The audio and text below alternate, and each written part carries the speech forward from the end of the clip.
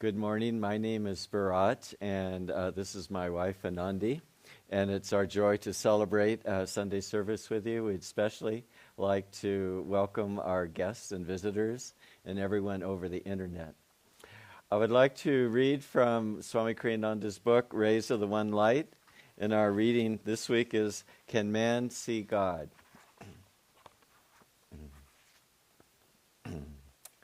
Truth is one and eternal. Realize oneness with it in your deathless self within. The following commentary is based on the teachings of Paramahansa Yogananda. There is a saying in chapter 1 of the Gospel of St. John that would seem to respond with a definite no to the question, can man see God? The saying is, no man hath seen God at any time. The only begotten Son, which is in the bosom of the Father, he hath declared him. Many great saints, however, claim to have seen God. If we ask then, can God be seen rather than can man see God, their answer is yes. Else those saints lied, and the Scriptures themselves lied. For Jesus also said, Blessed are the pure in heart, for they shall see God. The point is, it is not man, this human body, these human eyes that sees God. God can be seen only with spiritual vision, with the eyes of the soul. As the Bhagavad Gita puts it in the 11th chapter, Thou canst not see me with mortal eyes. Therefore I now give thee sight divine. Behold, my supreme power of yoga. With these words, Hari, the exalted Lord of yoga, revealed himself to Arjuna in his infinite form. Paramahansa Yogananda, in Autobiography of a Yogi, describes the supernal experience in words more readily comprehensible to modern minds than the poetic phraseology of the Bhagavad Gita. The chapter on experience in cosmic consciousness is one of the most inspiringly beautiful in all mystical literature.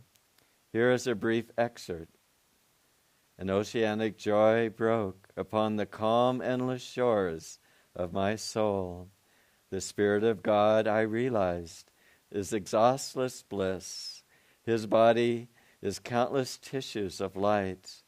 I saw the divine dispersion of rays pour out from an eternal source, blazing in galaxies, transfixed with an ineffable auras. Again and again I saw the creative beams condense into constellations, then resolve into sheets of transparent flame.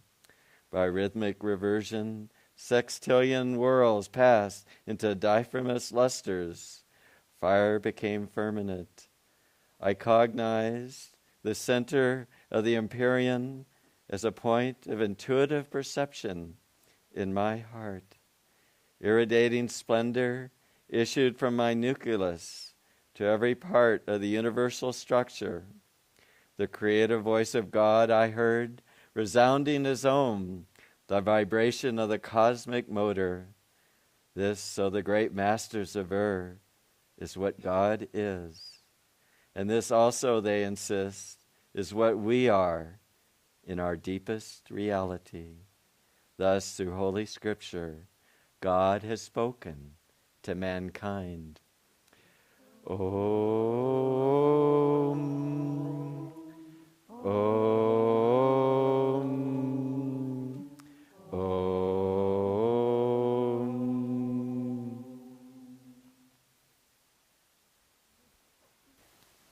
Good morning. I'd like to begin by reading from Yogananda's book of poems and prayers, Whispers from Eternity.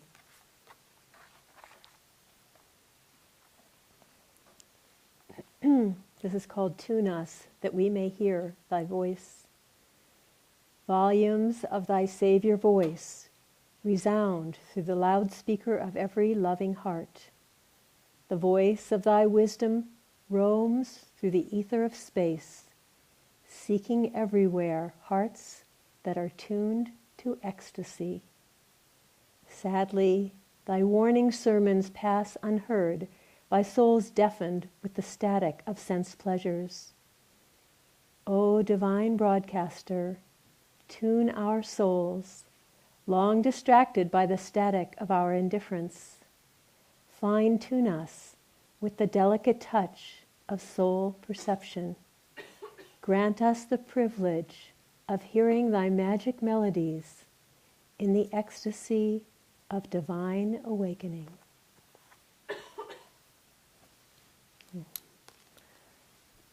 Very beautiful. I love the line that says, God is searching for hearts tuned to ecstasy. Why don't that be us? Let's have our hearts tuned to ecstasy. The reading this morning is called Can Man See God? And there's a beautiful story about a father who wanted to take his son on a very special camping trip. And so they hired an old man to help them. This man had lived in the forest all his life, and he was very tuned to the beauty and the wonder of nature. And so as he took the boy and the father around on their hikes, their daily hikes, he kept showing the boy things that the boy never had noticed before. Beautiful little parts of nature, and telling him the stories behind them. And the boy was more and more filled with wonder, until finally one day he just looked up at the man and he said, "Sir, can you see God?" And the old man looked at him and he said, "You know, son, nowadays that's about all I can see." So this morning's reading, Can Man See God? The reading itself explains very beautifully the answer to that question. And so I thought I would talk a little bit, slightly complementary to it, about the idea of looking for God. And that made me think about one of those church bulletins. You know how those humorous church bulletins make their rounds on the internet, and sort of little bloopers that appeared in bulletins. And this was one of my favorites. It said, "This morning's service is Jesus walks on water. This evening's service, looking for Jesus."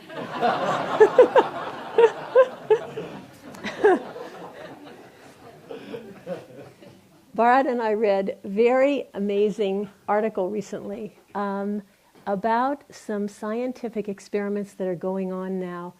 Physicists and psychologists are experimenting with something that they call the 0-point field.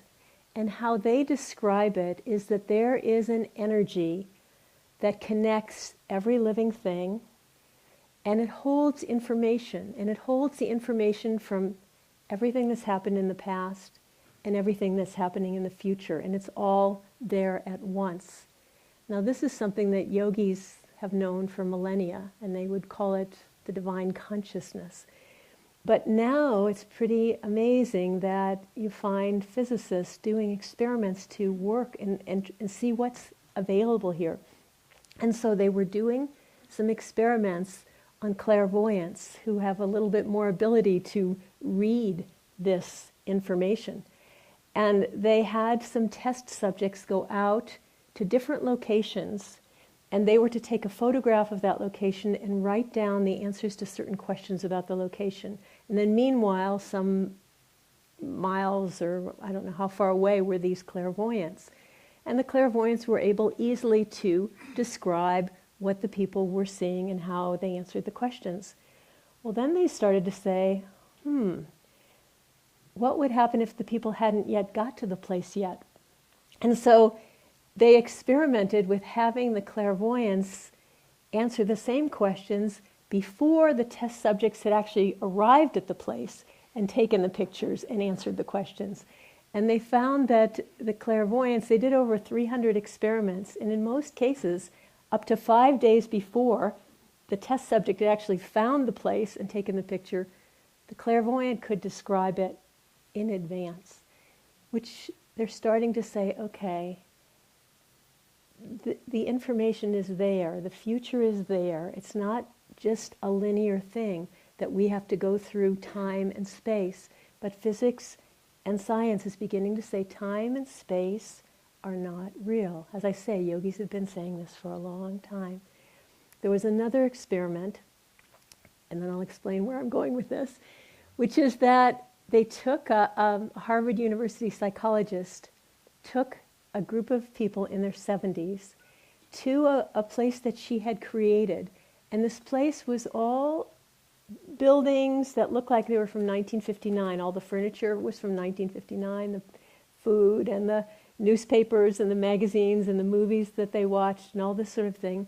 And these people in their 70s lived in this environment for a week. And at the end of a week, the researcher was studying them, and she noticed that signs of aging were being reversed. Their arthritic joints were becoming more flexible. Their vision was improving. And her hypothesis was that actually there was an intelligence, and as they tuned back into that time when they were in their 20s, their bodies started to try to adapt. Well, this is very interesting for us because we tend to have a sort of a linear view of spiritual development, don't we? Okay, I've been meditating, I'm going to meditate some more, and every day I'm going to get more spiritual, and eventually I'm going to be spiritual enough so that I will know God. And what this is saying is everything that you've ever experienced is available to you. Everything that you ever will experience, including your own sanctity, including your own self-realization, is available to you right now. It's what Master said. He said, don't say, when will I find God? Say, I have him. You have him right now. And also what we can do is we can tune ourselves to those moments. And I look around this room, and I think everyone in this room has had at least one moment, and for many of us here, many, many moments where we felt God.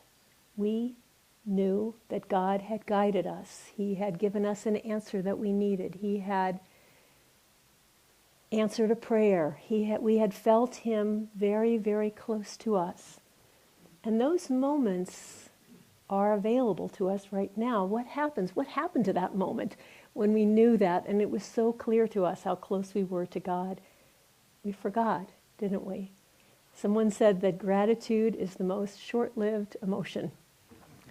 And there's a wonderful story that expresses this about a grandmother who took her little grandson out for a walk. And they were walking on the beach, having a nice day. And then suddenly this freak wave just came out and took the grandson and washed him out into the ocean. And the grandmother was just horrified. And she just broke down in tears, and she began to pray to God piteously, just pitifully, and just on. And God felt compassion for her. And so the next wave that came, boom, the little boy was back on the shore, and she was so grateful. And she went to hug him, and then she noticed something, and she said, God, he had a hat.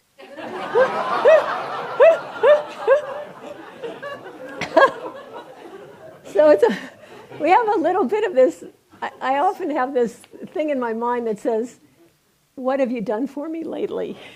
Yes, I know that was then, but, I need more proof now. But we can consciously put our minds back to those moments where we were feeling that attunement, and we can try to live more and more in that state. I met a woman at the Expanding Light just a few months ago, quite an amazing person.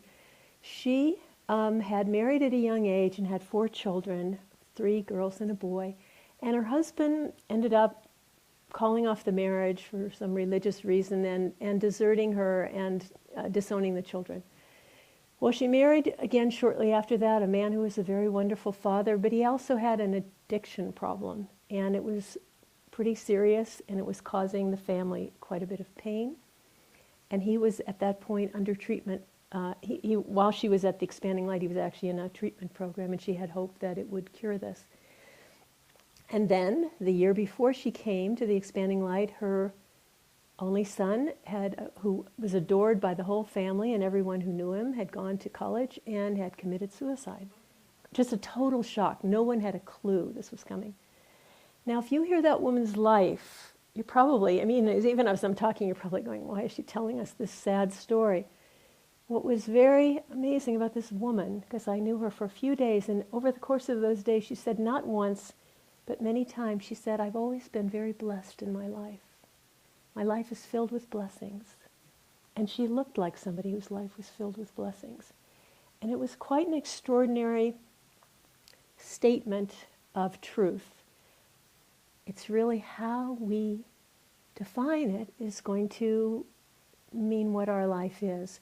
Master was giving a Sunday service on the subject of reincarnation. And he said that basically how we leave this life, how we think about this life, and the thoughts that we leave it with will determine our next life. If we cling to our weaknesses, we'll come back with those weaknesses again. And he just stopped and he said to everyone in the audience, he said, I want you to take a moment now and think about your life. What thoughts ran through your mind? How did you define your life? Did you pick it up by your failings and your lacks? Or did you pick it up by the blessings? And he said it's very, very important that we cultivate this attitude of picking up our life, of thinking about our life, of thinking about ourselves in terms of our blessings and in terms of our divinity. Because the more that we can attune ourselves to the fact that we are already saints, the more likely it is that we will be saints, that it is true. And since this, if you've ever had any doubts about this thing, that now physics and psychology are proving it to you, that it's there already. We have it already. We only have to pick it up. And that should be our focus. Ananda had developed a friendship in the 1980s when we were starting our community in Italy. A wonderful group of Catholic charismatics came and became friends with us and helped out in Assisi, and then a group of them came to Ananda. And they were very joyful people, very, very devotional, did a lot of music and a lot of singing, and that was their way of connecting with God. Primarily. The meditation wasn't really part of their life. And Swami, at some point, they had a big impact on the community. They just had that kind of big aura, big energy. And Swami said to a group of people in the community, maybe it was at one of his classes, he said, you here in the community at Ananda have a much deeper spiritual life than they do. We spend much more time trying to commune with God in silence. But he said, they have something that I would like to see everyone develop here. He said, they have a confidence that God loves them. They have a confidence that they love God so much they know He loves them back. And I think here, because we know that, okay, you can see the spiritual eye if you meditate well enough, and you can hear Om if you meditate well enough, we start to doubt ourselves. We start to think, well, what am I getting? And there's almost a little bit of a tension in our seeking. Oh, I want to see the spiritual eye. I want to hear Om. And we can almost be pushing away God in the process of grasping for something instead of just being with it. When Swami was with Yogananda near the end of his life, he said to him, Sir, when you are gone, will you be as much with us as you are now? And he said the most beautiful words that we can remember. He said, to those who think me near, I will be near.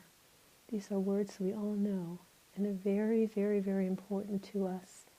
So we want to know that the path of yoga, while it's not a path of laziness or lack of energy, is a path of inward relaxation and knowing that we have God right now. I was just reading something recently that Swami wrote, and he talked about we need to shift our center of awareness from the medulla, which is where it's our ego, and it's where we're involved completely with our bodies and our minds and our personalities, and therefore with time and space. And we need to shift our center of awareness from the medulla to the point between the eyebrows, and that's what our spiritual life is about. And I was thinking about the word in the retail business. They talk about what's the most important thing for the success of a business. Probably there's a lot of people here that know that. Location, right? Location is the most important thing. So if you're having difficulty in your life, think location. Shift your location. Shift out of the medulla and shift to the point between the eyebrows where we are connected with this place that is out of time and out of space and connected with God. Yogananda said that the more that we bring our attention here, the more that our mind becomes attuned to the quality of light. Even if we aren't seeing the light, our mind is more filled with light and more attuned to that higher consciousness of God. And I'd like to end by sharing something I just read in the Bhagavad Gita. Swami Kriyananda, over the years, he's given us visualizations for seeing light, and he's given us techniques for listening to the Om. But I think most of us realize that in the last years especially, he doesn't talk that much about those things. What he talks about a lot is liberation. What he talks about a lot is bliss. And so I was reading the chapter in the Bhagavad Gita that's called Final Liberation. And he says, finding liberation isn't really that hard. He said if you don't hypnotize your mind by thinking of all the people who haven't yet found it, there are just 3 things you have to do. The first thing you have to do is you have to ask yourself, do I prefer happiness to unhappiness? Pretty easy question, although I'm sure you've seen people, I'm sure it's never been you, but I'm sure you've seen people that were really miserable because they were holding on to some attachment that they could never be fulfilled. Or perhaps they were holding on to some resentment that they just couldn't let go of. That's a way of saying, which do I prefer? So should you ever find yourself in one of those predicaments, you can just say to yourself, do I prefer happiness to unhappiness? Okay, step number 1. Step number 2, am I willing to do the work to experience a place of happiness that doesn't have an opposite place of unhappiness? In other words, am I willing to become still inside myself, go to a place of non-duality, and experience the presence of divine joy?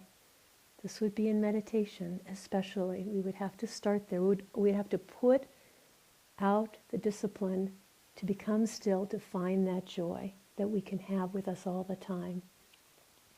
This friend of mine, she's now living in one of our Ananda centers, but she told me she used to live in Texas, and her husband was not on the spiritual path, and so he would watch television at night, and he would want her to sit with him and watch it, and she would. And she just said, kind of ruefully, she said, it's a long, lonely walk from the television set to my meditation room. The sort of gaiety and stimulation of our outer happiness. We've got to use discipline to say, no, I'm going to go close my eyes now and find it inside. It's not the easiest thing to do, but it's what will take us where we want to go. And the third ingredient that he said, is he said, are you willing, what was the word he used? Pitiably small I. Are you willing to take this pitiably small I and say, I give it to you. I am not the doer, God. All the brilliant successes in my life, all the crashing failures, have all been you acting through me. And I will attune myself to that again and again, that it's always God through me, not I, but Thou, Lord. And so we're offered this wonderful opportunity. It's simple. It's not even remotely easy, but it's very simple. If we can remember what to do, to try to feel this presence of the divine, to keep it with us, and to realize that we can go from looking for God to finding God.